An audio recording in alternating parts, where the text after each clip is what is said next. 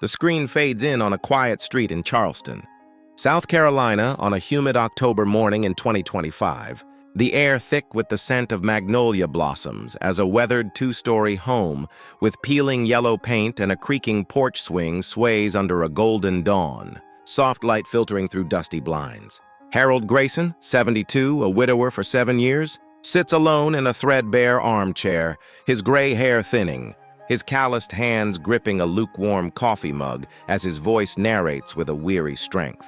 I'm Harold Grayson, and since my wife Ellen passed, this house has been my haven, built with dreams and hard work, until my son Mark and his wife Lisa moved in 5 years ago, turning my peace into a prison I didn't expect.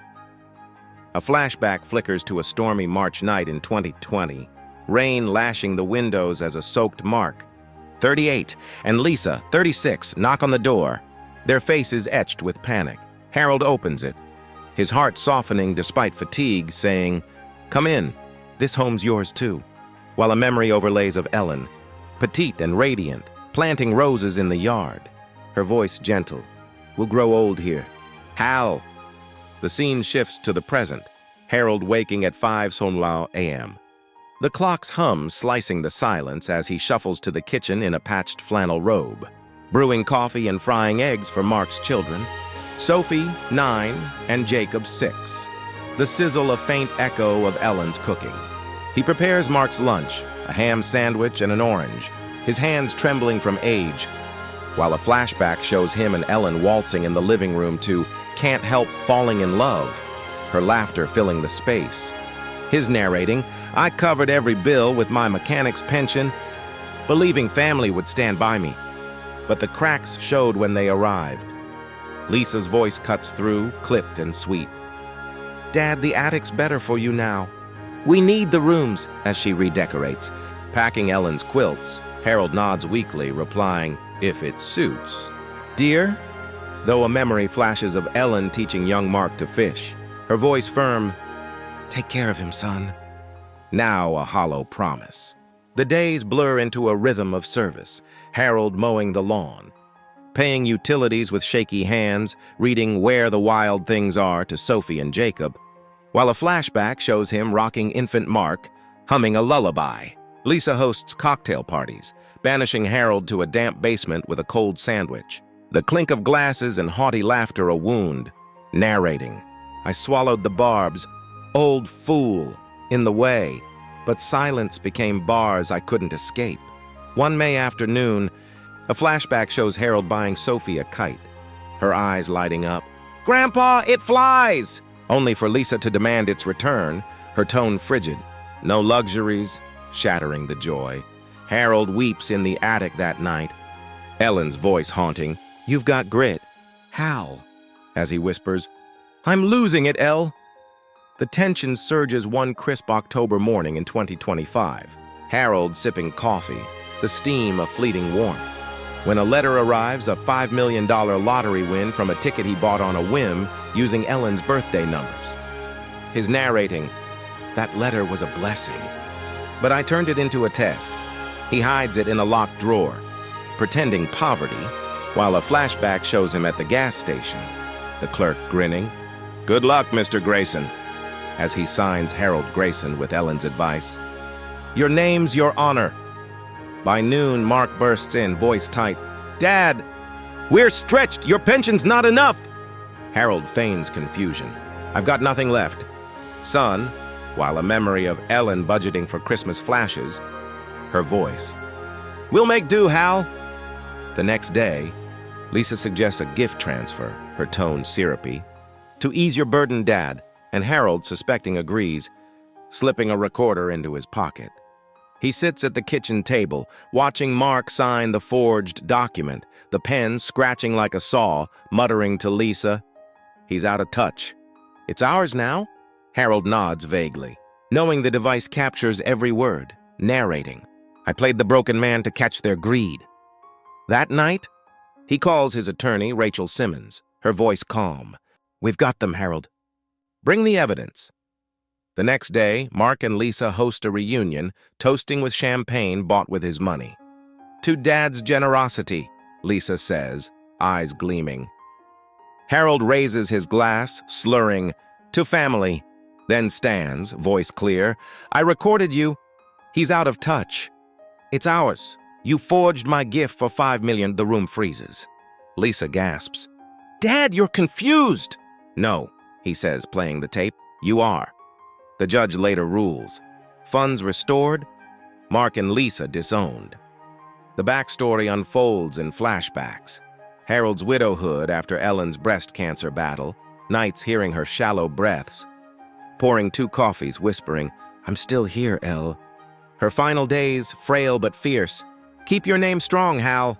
Mark's childhood, kite flying in the park, school plays as a soldier, his 2019 layoff driving the move-in. Mark's entitlement grows. Cocktail parties with oysters, labeling tools, Mark's garage, Lisa's snide. Dad's a relic. The community reacts. Neighbor Mr. Tate gossips at the barbershop. Mark's taking over, while Mrs. Owen, 65, a librarian, supports Harold. He's too good to them. Legal battles heat up. Mark's forged medical report claims dementia, but Harold's recordings prove clarity, Rachel strategizing. We'll dismantle their lies. In Greenville, after the win, Harold opens an elder shelter, planting roses. A flashback of Ellen's garden. Her hum of "You Are My Sunshine," while Sophie flies a new kite, shouting, "Grandpa, look!" Harold narrates, "Justice healed me. I chose purpose over pain." On his porch, with the river gleaming, Sophie visits, hugging him. "I love you." And Mark, humbled, seeks help. Harold offers coffee, saying, "No shortcuts?" "Mark, earn it." A memory of Ellen's steady gaze strengthening him. The scene closes with Harold on the porch, water lapping, narrating, "Healing is rising anew," inviting, "Comment where you're watching from. Subscribe for more." Fade out with river sounds. The screen fades in on a quiet suburban street in Savannah, Georgia. On a crisp October morning in 2025, the air thick with the scent of dew-kissed roses as a 2-story house with peeling white paint and overgrown bushes along the porch stands under a golden dawn, soft light filtering through tattered curtains. Lorraine Whitmore, 63, a widow for nearly a decade, sits alone at an oak kitchen table, her silver hair catching the light. Her gnarled hands wrapped around a cold coffee cup as her voice narrates with a steady tremble. "I'm Lorraine Whitmore, and since Arthur passed 10 years ago, this house became my sanctuary, a place of memories stitched together with every saved dollar and sleepless night, until my son Mason and his wife Belle moved in 7 years ago, turning refuge into a battleground I never signed up for." A flashback flickers to a stormy February night in 2018. Rain hammering the roof, thunder rolling as a soaked Mason, 25, and a shivering, pregnant Belle stand on the porch, their eyes pleading. Lorraine opens the door, her face softening despite the ache in her chest, and says, "Come in. This house always has room for you." While another memory overlays of Arthur, tall and lean, laughing raspy as he sands the porch steps, his voice warm. "We built this with love, Lorraine." Brick by brick, his calloused hands guiding hers. The scene shifts to the present, Lorraine waking at 5 a.m., the clock ticking loudly in the silence. As she shuffles to the kitchen in a worn blue robe, the fabric thin from years of wear, flipping pancakes for Ava, 8, and Micah, 5, the sizzle filling the air with a fleeting comfort that reminds her of Arthur's Sunday mornings. She packs Mason's lunch, a peanut butter sandwich and an apple, her hands moving mechanically, while a flashback shows her and Arthur dancing in this same kitchen to an old radio tune, Sweet Caroline crackling through static, his arms guiding her as she laughs, her narrating. "I covered every bill with my teacher's pension, believing family love would balance the scales. But the weight shifted when they arrived." Belle's voice cuts through, syrupy and sharp. "Mom, the attic's more private."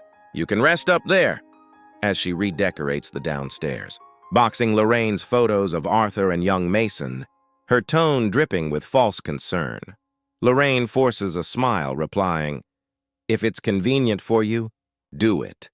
Though a memory flashes of Arthur tucking young Mason into bed, whispering, "Protect her always, son." The words now a hollow echo against the creaking attic stairs. The days blur into a rhythm of sacrifice.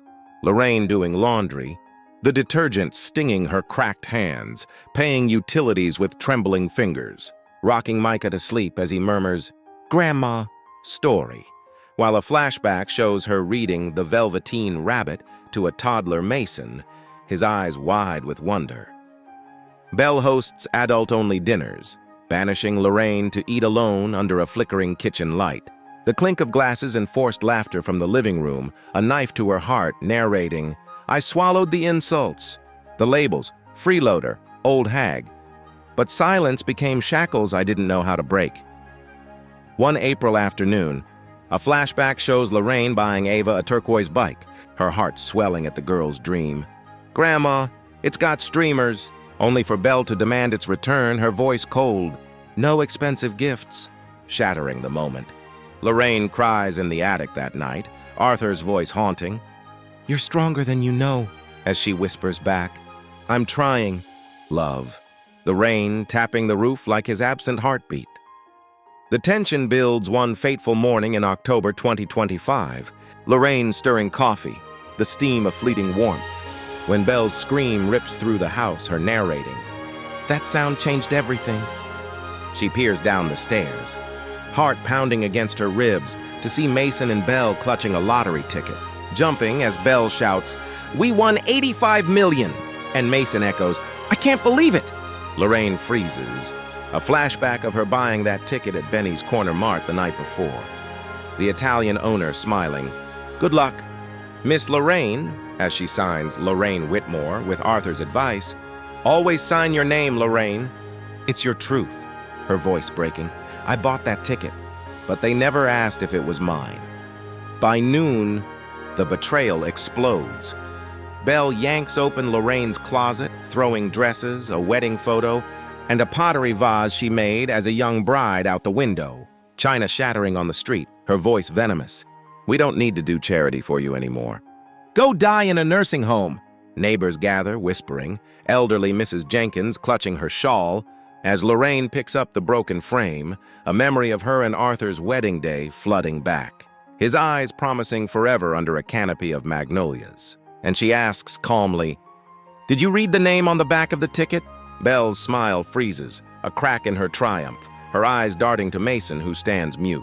Exiled, Lorraine sits in a cramped room above a Chinese restaurant, the fryer oil scent clinging to her hair, holding the receipt as Ava and Micah's teary faces press against the window, a flashback of rocking baby Ava to sleep, her tiny hand gripping Lorraine's finger, narrating, "They thought I'd lost, but the game had just begun."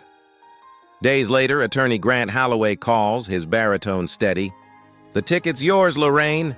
The signature matches, and a memory flashes of Arthur arguing over a phone bill, resolving with a hug, "We'll manage, love," as courtroom scenes unfold with Judge Meredith Shaw, 50s, sharp-eyed, declaring, "Truth needs time," and time has done its work, while Belle's social media lies, "Generous mother-in-law gifted us the win."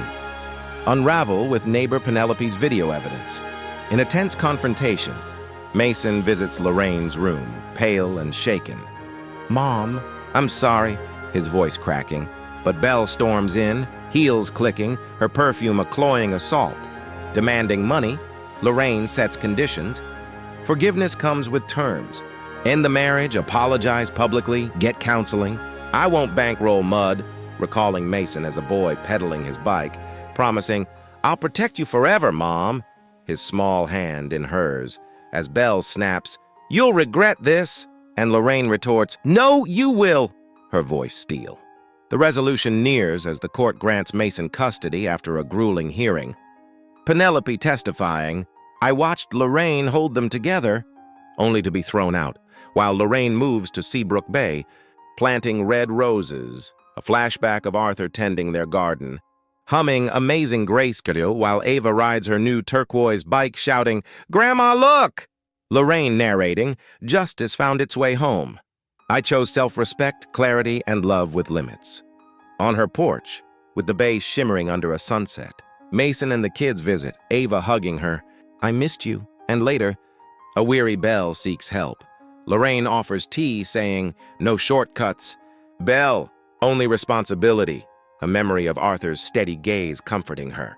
As Ava shares, Grandma, I didn't cry. I stood up. And Micah prays for Mom to get better. The scene closes with Lorraine on the porch, waves tapping, narrating, healing isn't going back. It's standing tall, inviting. If this touched you, comment where you're watching from. Subscribe for more stories of resilience with gentle wave sounds fading.